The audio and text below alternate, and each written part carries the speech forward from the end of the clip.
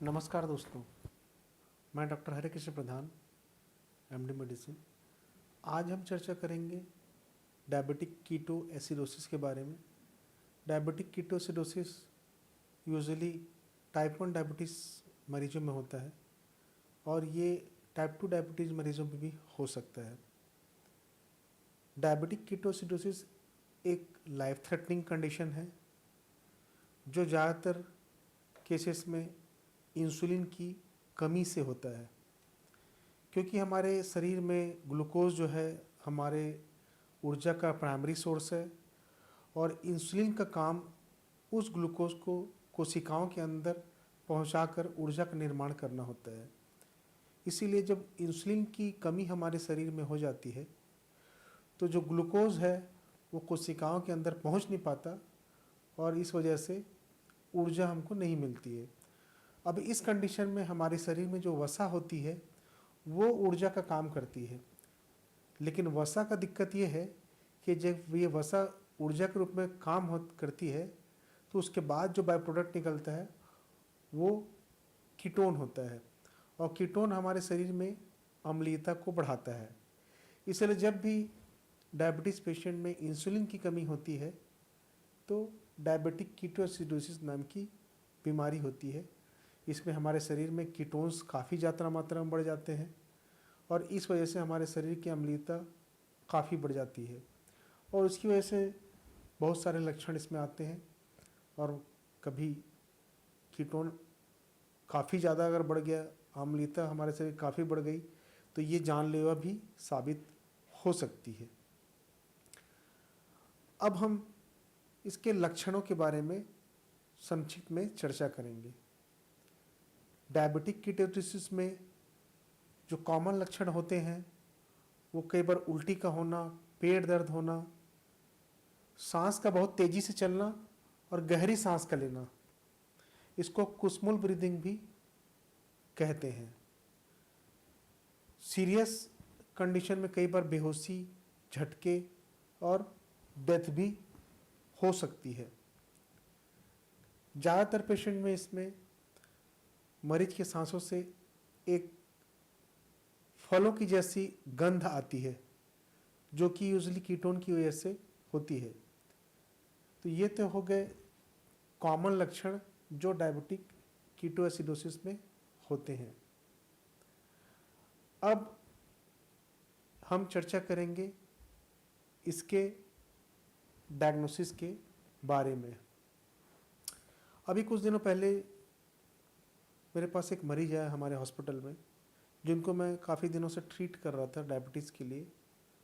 वो उल्टी, दस्त, पेट दर्द और एक कन्फ्यूजिंग स्टेट में आया। घर वाले समझ नहीं पा रहे थे कि क्या है, शुगर बढ़ा हुआ था। जब हमने हॉस्पिटल में यूरिन कीटोन चेक किया तो कीटोन बढ़ा हुआ है और ये बहुत ही कॉमन कंडीशन है। अगर टाइमली ट्रीट हो जाए तो मरीज जल्दी ठीक हो सकता है। लाइफ थ्रेटनिंग कंडीशन में कई बार जान भी बचाई जा सकती है। तो अब हम आते हैं इसके डायग्नोसिस के बारे में। तो मुख्यतः 4 चीज़ें हमको चाहिए होती है डायबिटिक कीटोएसिडोसिस की डायग्नोसिस के लिए। सबसे पहला होता है blood sugar. Blood sugar usually diabetic ketoacidosis मरीजों में 250 मिलीग्राम पर डेसीलीटर से ज़्यादा होता है। कई बार 300, 400, 500 तक भी जा सकता है। दूसरा सबसे महत्वपूर्ण टेस्ट है urine and blood ketone. Normally हम यूरिन से कीटोन की जांच करते हैं, जो कि एक कीटोडास्टिक करके किट होती है जिससे हम यूरिन में मिनटों में इसमें हम मरीज को कीटोन या कीटोएसिडोसिस है कि नहीं हम ये जान सकते हैं। तीसरा सबसे इम्पॉर्टेंट है मरीज के शरीर का पीएच। नॉर्मली कीटोएसिडोसिस पेशेंट में पीएच 7.3 से कम होता है और ये अम्लीयता को दर्शाता है। चौथा और सबसे महत्वपूर्ण इसमें टेस्ट है वो है anion gap. Anion gap usually 15 मिलीकन पर लीटर से ज़्यादा हो जाता है और इस कंडीशन के कारण शरीर में सुस्ती, कमजोरी, बेहोशी भी आ सकती है। तो ये तो हो गए मरीज के कीटोएसिडोसिस के डायग्नोसिस के मोडालिटीज़। अब जब डायबिटिक कीटोसिस कंफर्म हो जाता है तो नेक्स्ट पार्ट आता है इसका मैनेजमेंट का। जैसा कि मैंने आपको शुरू में बताया था कि ज़्यादातर मरीजों में ये इंसुलिन की कमी के कारण होता है। कई बार मरीज इंसुलिन स्किप कर देता है। इन्फेक्शन कई बार होता है तो उसमें मरीज में ब्लड इंसुलिन की रिक्वायरमेंट बढ़ जाती है और मरीज उस हिसाब से डोज एडजस्ट नहीं कर पाता। कई बार दूसरे तरह के इन्फेक्शन की वजह से भी ये कंडीशन आती है। तो इसमें सबसे इम्पॉर्टेंट है इंसुलिन। तो इंसुलिन की कमी, इंसुलिन की रिक्वायरमेंट का बढ़ना, दोनों चीज़ें बहुत ही इम्पॉर्टेंट है। चूँकि इसमें कीटोन की मात्रा बढ़ जाती है तो मरीज में शरीर में पानी की कमी भी हो जाती है। तो दो सबसे महत्वपूर्ण चीज़ें हैं, पहला है इंसुलिन और दूसरा है शरीर में पानी की मात्रा को बढ़ाना या नियंत्रित करना। तो सबसे पहले इंसुलिन है।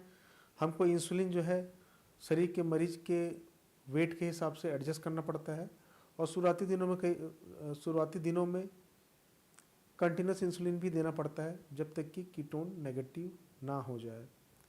इसके साथ ही साथ जो ऑलरेडी शरीर में कीटोन बन चुका है उसकी भी सफाई करनी पड़ती है और उसकी सफाई के लिए हमको शरीर में आईवी फ्लूइड की मात्रा को नियंत्रित करना पड़ता है, हाइड्रेशन मेंटेन करना पड़ता है।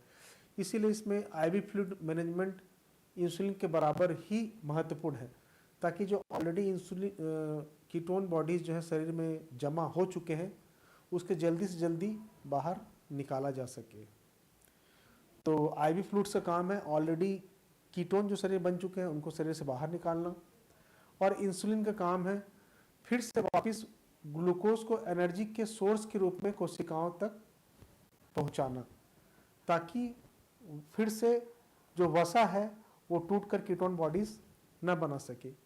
तो ये दो चीज़ें ही महत्वपूर्ण हैं। सबसे पहला इंसुलिन की मात्रा को बराबर करना और हाइड्रेशन को मेंटेन करना।